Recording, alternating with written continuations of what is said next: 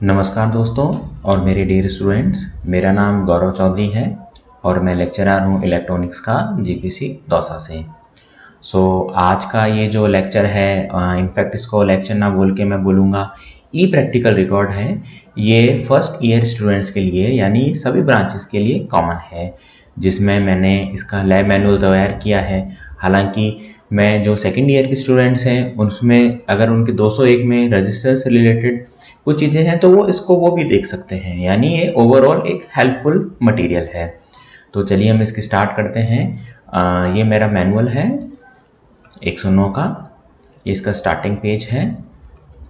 Then ये जो list of experiments हैं जो कि मैं स्टूडेंट्स को करवा चुका हूँ ऑलरेडी, और वो यहाँ से भी एक बार इसको पढ़ सकते हैं। जैसे कि हमारा एक्सपेरिमेंट नंबर 1 है identification of carbon and metal film resistors and finding their values. कैसे हम कार्बन और मेटल फिल्म रेजिस्टर्स को आइडेंटिफाई करेंगे और फिर हम उनकी वैल्यू कैसे फाइंड आउट करेंगे। फिर सेकेंड एक्सपेरिमेंट है हमारा कलर कोडिंग का स्टडी और उनकी वैल्यू को फाइंड आउट करना। थर्ड है वेरिएबल रजिस्टर्स को आइडेंटिफाई करना और उनकी वैल्यू को फाइंड आउट करना। फोर्थ है कैपेसिटर्स को फाइंड आउट करना और उनकी वैल्यू फाइंड आउट करना। फिफ्थ है डिफरेंट रिलेज और उनके कॉन्टेक्ट के बारे में स्टडी करना।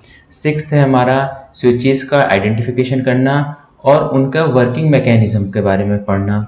सेवेंथ है हमारा एनालॉग मल्टीमीटर के बारे में पढ़ना। और एट्थ है measurement of DC voltage and current using analog meter. और उसी के इस तरह से नाइन्थ है हमारा using AC voltage and resistance using analog multimeter. ऐसे ही टेंथ है हमारा, फिर जैसे हमने सेवन्थ एट्थ नाइन्थ में हमने एनालॉग देखा, तो टेंथ में हम डिजिटल मल्टीमीटर देखेंगे। इलेवेंथ में हम करंट और वोल्टेज को मेजर करेंगे डिजिटल मल्टीमीटर की हेल्प से। ट्वेल्थ में हम देखेंगे रेजिस्टेंस यूजिंग डिजिटल मल्टीमीटर। फिर थर्टीन्थ है हमारा ओम्स लॉ का वेरिफिकेशन। 14th है इलेक्ट्रॉनिक कंपोनेंट्स की टेस्टिंग, जैसे डायोड, ट्रांजिस्टर, एलईडी, जो कि स्टूडेंट्स इलेक्ट्रॉनिक्स वर्कशॉप में लैब में कर चुके हैं। 15th है हमारा सोल्डरिंग एंड डी सोल्डरिंग का कॉन्सेप्ट।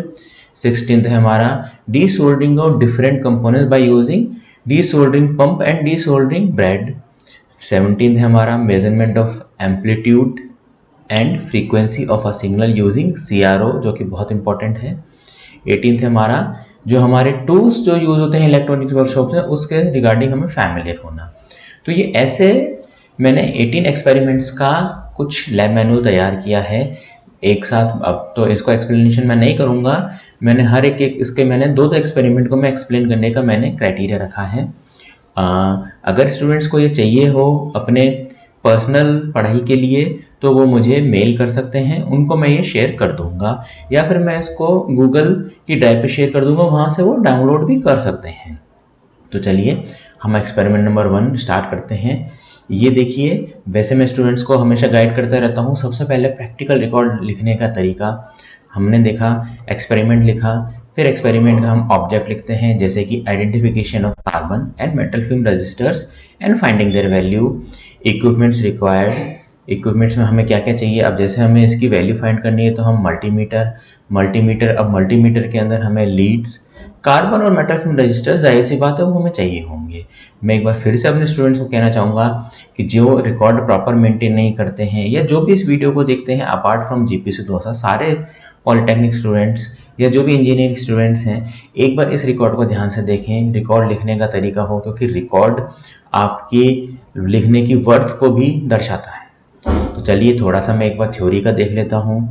रजिस्टर्स, जबकि हम जानते हैं रजिस्टर एक 2 टर्मिनल इलेक्ट्रॉनिक डिवाइस होता है या कंपोनेंट होता है जो कि बेसिकली करंट को अपोज करता है। हमें रजिस्टर्स की क्यों जरूरत पड़ती है, बेसिकली हम सब लोग जानते हैं। रजिस्टर्स हमें दरअसल वोल्टेज ड्रॉप के लिए चाहिए होता है, यानी जहां हमें कोई हमारा ऐसा डिवाइस है या जहां हमें करंट की कम वैल्यू चाहिए या हमें ड्रॉप कराना है, तो सिंपल ओम्स लॉ की सहायता से, जैसे कि V = IR की हेल्प से हम वहां पर उसका वोल्टेज ड्रॉप ले लेते हैं। हालांकि ये V = IR हम प्रैक्टिकली इसमें थोड़ा सा वेरिएशन आता है, जो कि हम आगे रेजिस्टेंस की जब वैल्यू मेजर करेंगे मल्टीमीटर की सहायता से तो हमें समझ में आएगा। तो चलिए हम आगे देखते हैं। हाँ, एक चीज और इसमें मैंने एक चीज मेंशन की है, resistors are passive components, which means resistors active component नहीं है। मीन्स रजिस्टर्स को हमें सिग्नल देना होगा, ये नहीं है कि वो सेल्फ इनिशिएट कर जाएंगे। तो रेजिस्टेंस यानी वैल्यू को डिग्रेड करेगा, ये कभी भी एम्पलीफिकेशन नहीं कर सकता। तो ये हमारे कुछ फिक्स रजिस्टर्स होते हैं, जैसे कि carbon composition, carbon film, metal film, wire bound. और कुछ हमारे वेरिएबल रजिस्टर्स होते हैं, पोटेंशियोमीटर, रियोस्टेट, ट्रिमर एक्सेट्रा। अगर हम प्रैक्टिकल रजिस्टर्स की बात करें तो वो रजिस्टिव वायर के हो सकते हैं, अलग अलग उनमें कंपाउंड्स होते हैं, फिल्म होती है, फिल्म यानी हमारी लेयर्स होती हैं, और वो हाइब्रिड या प्रिंटेड सर्किट के फॉर्म में भी होते हैं। आजकल तो एसएमडीज भी आ रही हैं, एसएमडीज यानी सरफेस माउंट डिवाइस। अगर हम इसकी साइज और पोजीशन की बात करें तो रेजिस्टेंस इतने बड़े नहीं होंगे कि मतलब कि वो बहुत ज़्यादा हीट को डिसिपेट कर सकेंगे। रेजिस्टेंस अगर, हाँ ठीक है, पावर इलेक्ट्रॉनिक्स की हम बात करें तो वहाँ अलग टाइप के रेजिस्टेंस होते हैं, लेकिन हमें वहाँ पर हीट सिंक या दूसरा कॉन्सेप्ट यूज़ करना पड़ेगा उसके साथ साथ। लेकिन हम अगर इलेक्ट्रॉनिक्स की भाषा में बात करें तो रेजिस्टेंस की साइज़ काफ़ी छोटी होती है। तो हम देख लेते हैं जो कि बहुत ही कॉमनली यूज होता है, कार्बन रजिस्टर्स और carbon film resistors. Carbon composition में हम देखते हैं तो सबसे ज़्यादा ये यूज़ होने वाला होता है, और ये मेड होता है कार्बन मिक्स्ड, जो कि पाउडर्ड होता है इंसुलेटिंग मटेरियल के साथ में, जैसा कि कोई रेजिन हुआ, क्ले हुआ। और इनके प्रोपोर्शन से ही हम रेजिस्टेंस के अंदर वेरिएशन लाते हैं, जिसकी रेंज होती है कुछ ओम से लेकर के 100 मेगा ओम्स तक। तो जिसकी जो पावर रेटिंग होती है वो होती है 1/8 से लेके 2 वॉट तक। ये कुछ कार्बन फिल्म, माफ कीजिएगा, कार्बन कंपोजिशन का है, जिसमें आप देख रखे हैं इसके 2 पॉइंट हैं, कनेक्टिंग लीड्स, फिर कार्बन मिक्सचर है, फिर इसके अलग अलग कलर कोड हैं, और फिर एंड है, और बीच में इंसुलेटिंग मटेरियल है।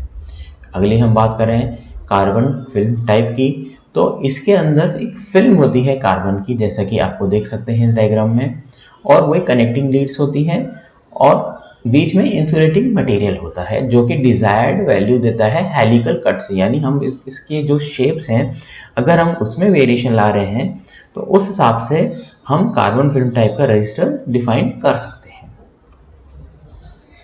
ये आगे इसका थोड़ा सा है, इसके टॉलरेंस वैल्यू, यानी जो कि कार्बन फिल्म रजिस्टर होते हैं वो दरअसल चीप होते हैं, यानी सस्ते होते हैं और इजीली अवेलेबल हो जाते हैं।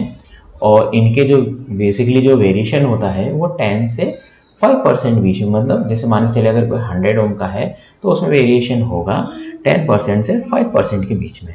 इनकी जो अगर रेंज की बात की जाए तो वही फ्यू ओम से लेके मेगा ओम तक इनकी रेंज होती है, और इनकी जो पावर रेटिंग होती है वो 2 वॉट तक ही होती है।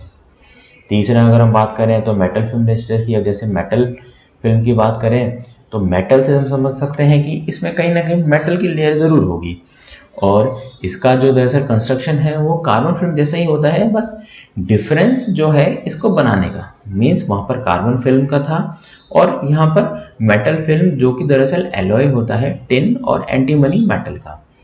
तो ये होता है हमारा मेटल फिल्म। इसकी जो एक्यूरेसी होती है वो कार्बन फिल्म से ज़्यादा होती है, जैसा कि इसमें मैंने मेंशन किया है 1% से 2% के तक का ही इसका वेरिएशन होता है। यानी जैसे अगर 100 ओम है तो ज़्यादा 101 ओम, 1 या फिर 102 ओम, या फिर माइनस में अगर हम बात करें तो 99 ओम या 98 ओम होता है। ये जैसा कि हम देख सकते हैं, तो मैं अपने स्टूडेंट्स को बताऊंगा कि इस तरीके से हमने जो बेसिक फॉर्म के जो हमने रजिस्टर्स है उनका हमने स्टडी किया। अभी इसमें अगर आपको जैसे पता होगा, इसमें हम सिर्फ स्टडी कर रहे हैं और मल्टीमीटर को देख रहे हैं कि इसको कैसे यूज़ में लेना है। इसकी जो वैल्यू है उसके लिए मैंने अलग से एक्सपेरिमेंट लिखा है एनालॉग और डिजिटल मल्टीमीटर में। तो ये तो बात हुई हमारे पहले एक्सपेरिमेंट की। अब हम सेकेंड एक्सपेरिमेंट में चलते हैं, to study about colour coding of resistors and finding their values. इसमें हम देख रहे हैं मल्टीमीटर लीड्स। अब हम देख रहे हैं कि कलर कोडिंग में पढ़ना है, वैल्यू फाइंड आउट करनी है, तो मल्टीमीटर क्यों, ताकि हम हमारे रिजल्ट को वेरीफाई कर सकें। लेकिन हम बस यहाँ पर मेंशन नहीं करते हैं, बहुत सी ऐसी चीज़ें होती हैं जिसको हम यहाँ पर मेंशन नहीं करते हैं, लेकिन कहीं ना कहीं आगे पीछे हमें उसकी ज़रूरत पड़ती है। तो अब हम बात करते हैं थ्योरी में। तो दरअसल कलर कोडिंग क्या है, जैसे मान के चलिए किसी हमें एक्सपेरिमेंट या हम मान के चलिए कि सर्किट डिज़ाइन कर रहे हैं। अब उसमें हमें सपोज मान के चलिए 100 ओम का रजिस्टर्स लगाना है। अगर 100 ओम का रजिस्टर हम लगा रहे हैं, लेकिन हमारे पास सपोज मल्टीमीटर है या वो किसी रीज़न से ख़राब हो गया, क्योंकि वो इलेक्ट्रॉनिक कंपोनेंट है, तो जाहिर सी बात है कि कुछ भी पॉसिबल है। तो फिर अगर उस केस में अगर हमारे पास में ऐसा कोई मेजरिंग इंस्ट्रूमेंट नहीं है तो हम कलर कोड की सहायता से रेजिस्टर की वैल्यू फाइंड आउट कर सकते हैं। अब इसके कलर कोड में दरअसल 4-बिट आइडेंटिफिकेशन जो सबसे मोस्ट कॉमनली यूज है, और ये EL 201 में भी आता है। EL यानी 201 के स्टूडेंट्स भी इस एक्सपेरिमेंट को अच्छे से पढ़ सकते हैं, यानी उनकी मेन एग्जाम में भी इसका काफ़ी फैक्टर रहता है। तो चलिए हम देखते हैं।